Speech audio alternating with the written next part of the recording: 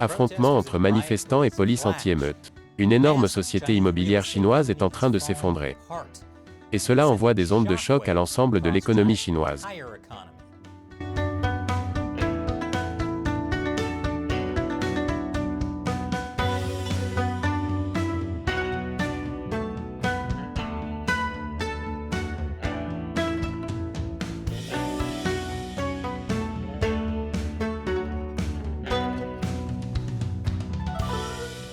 Bienvenue à Chine non censurée. Je suis Chris Chappell. Des manifestations éclatent dans toute la Chine. Les manifestants descendent dans les rues, mécontents du géant chinois de l'immobilier Evergrande. Evergrande est l'un des plus grands conglomérats immobiliers en Chine. Il emploie 200 000 personnes dans tout le pays et possède même une équipe de football chinoise. Elle veut dire équipe de foot. Mais le géant coté à Hong Kong est devenu l'une des entreprises les plus endettées au monde, avec plus de 300 milliards de dollars de passifs et sa difficulté à le rembourser, faisant craindre un défaut de paiement, qui pourrait provoquer des secousses dans l'économie chinoise. En effet, en raison de sévères restrictions gouvernementales, les Chinois n'ont pas beaucoup d'endroits où investir leur argent. C'est pourquoi 70% des actifs des citadins sont placés dans des biens immobiliers de toutes sortes. Un inconvénient est que cela a rendu le marché immobilier chinois incontrôlable. Et maintenant, le géant chinois de l'immobilier Evergrande prévient qu'il ne pourrait pas s'acquitter de ses dettes. Mais Evergrande n'est pas seulement un promoteur immobilier. Ils ont également vendu des milliards de dollars de produits de gestion de patrimoine aux consommateurs chinois. En achetant ces produits de gestion de patrimoine, les gens prêtaient essentiellement de l'argent à Evergrande. Et Evergrande a promis d'énormes taux d'intérêt allant jusqu'à 13%. Pendant ce temps, Evergrande utiliserait l'argent prêté pour leurs développements immobiliers. C'est un exemple classique du système bancaire parallèle.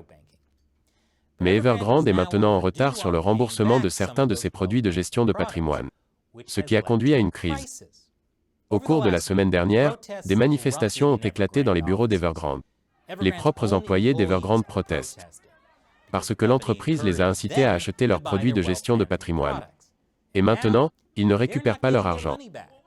Ces employés crient « Rendez mon argent durement gagné ». Une femme aurait même tenté de sauter du bâtiment d'Evergrande. Le thème général est que les gens exigent le remboursement des sommes qu'ils ont investies avec Evergrande. Ne vous inquiétez pas, la police anti-émeute est arrivée. Et ont même fait quelques arrestations. Mais selon Evergrande, ces manifestants sont juste hystériques. Lundi soir, Evergrande a publié une déclaration disant que toute rumeur de faillite est complètement fausse. Ils ont écrit « La société a en effet rencontré des difficultés sans précédent à l'heure actuelle, mais elle est déterminée à faire tout son possible pour rétablir les opérations comme d'habitude et protéger les droits et intérêts légitimes des clients. »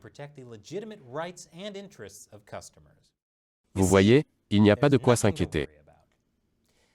Puis, mardi, Evergrande a publié une autre déclaration disant « D'accord, ils ont une pression financière énorme. » Sous la pression des régulateurs pour assainir ses finances et réduire sa dette, Evergrande a essayé de vendre des morceaux de son empire. Mais dans leur déclaration, ils ont dit qu'ils n'avaient fait aucun progrès matériel dans la recherche d'investisseurs pour acheter ces morceaux. Et, s'ils ne peuvent pas rembourser leur dette à l'échéance, ou obtenir une prolongation, ils pourraient être en situation de cessation de paiement. Mais, voyez-vous, ce n'est pas de leur faute. Evergrande a blâmé la couverture médiatique pour ces problèmes, affirmant que les rapports négatifs des médias en cours avaient effrayé les acheteurs de maisons. Oui. Si les médias pourris et inutiles restaient silencieux, le public ne saurait pas qu'Evergrande était en train de sombrer, les gens continueraient alors à donner leur argent à Evergrande dans l'ignorance.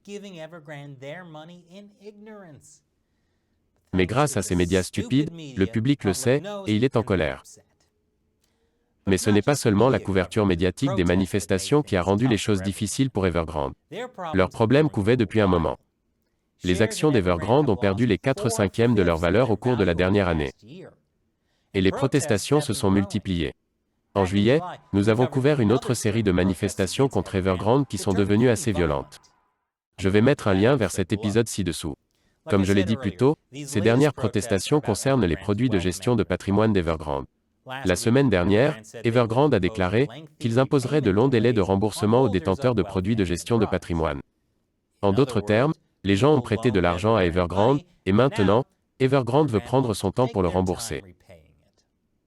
Un manifestant, dont la famille avait investi l'équivalent d'environ 150 000 $, affirme, ils ont dit que le remboursement prendrait 2 ans, mais il n'y a pas de réelle garantie, et je crains que l'entreprise ne soit en faillite d'ici la fin de l'année.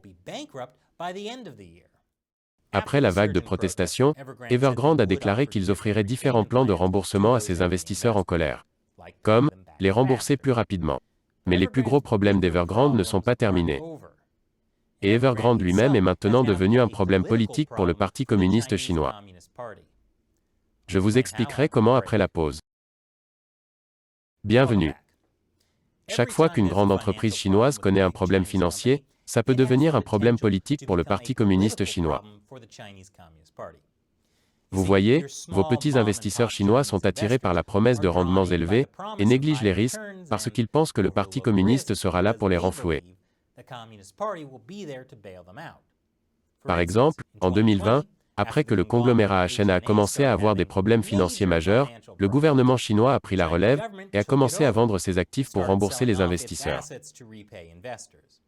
Et en 2018, le gouvernement chinois a pris le contrôle d'Anbang, une compagnie d'assurance chinoise qui possédait, entre autres, le Waldorf Astoria à New York.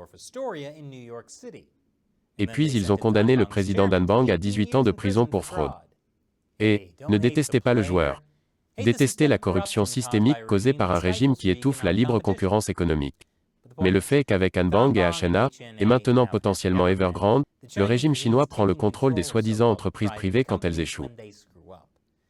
Mais le plus gros problème, c'est la façon dont les géants chinois de l'immobilier, et pas seulement Evergrande, exploitent la classe moyenne chinoise. Et pas seulement avec ces produits intitulés par euphémisme de gestion de patrimoine dont je parlais plus tôt. Les gens de la classe moyenne qui achètent un bien immobilier en font également les frais.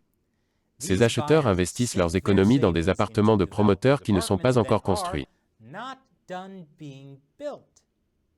Vous voyez, si vous n'avez pas d'argent pour construire un gigantesque complexe d'appartements, vous pouvez vendre à l'avance ces propriétés, même des années à l'avance, et utiliser cet argent pour les construire. Sauf que parfois tu n'arrives pas à finir de construire, et donc les gens qui ont acheté des appartements qui n'existent pas, découvrent qu'ils viennent d'acheter des appartements qui n'existent pas. Les passifs contractuels d'Evergrande, qui proviennent principalement de ces préventes, s'élevaient à l'équivalent de 34 milliards de dollars en juin. Cela fait beaucoup d'appartements. Ou un très bel appartement. Cela signifie que si la bulle d'Evergrande commence à éclater, le Parti communiste pourrait être contraint d'intervenir pour soutenir le marché immobilier chinois déjà chancelant. S'il n'intervient pas, les manifestants pourraient se retourner contre le Parti communiste lui-même, lui reprochant de ne pas les avoir renfloués. Alors le parti va les renflouer.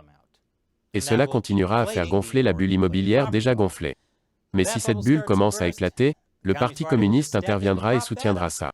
Et je suis sûr qu'il n'y aura jamais de problème du tout avec ce cycle. Et maintenant, il est temps pour moi de répondre à une question d'un membre de l'armée des 50 centimes de Chine non censuré, un spectateur qui soutient notre chaîne sur les sites de financement participatif Patreon et Locals. NS Homer 96 demande sur Locals, quelle est la probabilité que nous assistions à une sorte de conflit naval, en raison de la nouvelle tentative du PCC de légitimer sa revendication sur la mer de Chine méridionale? Que pensez-vous de cela en relation avec la nouvelle relation du PCC avec les talibans? Le PCC pourrait-il les utiliser pour attaquer ou faire dérailler nos efforts par ailleurs, afin de nous dissuader de nous intéresser à la mer de Chine méridionale? Faites-moi savoir ce que vous en pensez. Eh bien, je pense que la Chine s'attend à ce qu'il y ait un conflit naval tôt ou tard. Selon un rapport du Pentagone de l'année dernière, la Chine possède désormais la plus grande marine du monde. Oui, plus grosse que celle des États-Unis. Bien sûr, le nombre de navires n'est peut-être pas le facteur le plus important. La Chine n'a pas mené de guerre depuis des décennies. Mais la Chine a construit des îles artificielles dans la mer de Chine méridionale, et y a installé des lanceurs de missiles. Et la Chine s'est concentrée sur les soi-disant missiles tueurs de porte-avions. Certains disent que sans recourir à la guerre, la Chine contrôle déjà la mer de Chine méridionale. Et comme vous pouvez le voir sur ce graphique, la Chine multiplie les incursions dans l'espace aérien de Taïwan. Maintenant, personne ne sait quels sont les plans de la Chine avec les talibans. Leur porte-parole a déclaré qu'ils prévoyaient d'obtenir de l'argent chinois. Si tel est le cas, cela pourrait être une alliance dangereuse pour les États-Unis. Pourtant, les États-Unis mènent régulièrement des opérations de liberté de navigation dans la mer de Chine méridionale. Et le soutien américain à Taïwan est assez solide. Sur la base de ce que l'administration Biden a fait jusqu'à présent, il semble peu probable que les États-Unis se dérobent à leurs responsabilités envers Taïwan ou la mer de Chine méridionale. Merci pour votre question, NSOmer96. Et merci de soutenir Chine non censurée sur Locals. Si vous n'avez pas encore consulté les sections locales, venez nous rejoindre. Nous y démarrons une nouvelle communauté qui n'est pas affectée par la censure de YouTube. L'adhésion est gratuite, mais si vous devenez un abonné payant, votre soutien nous aide vraiment à faire cette émission.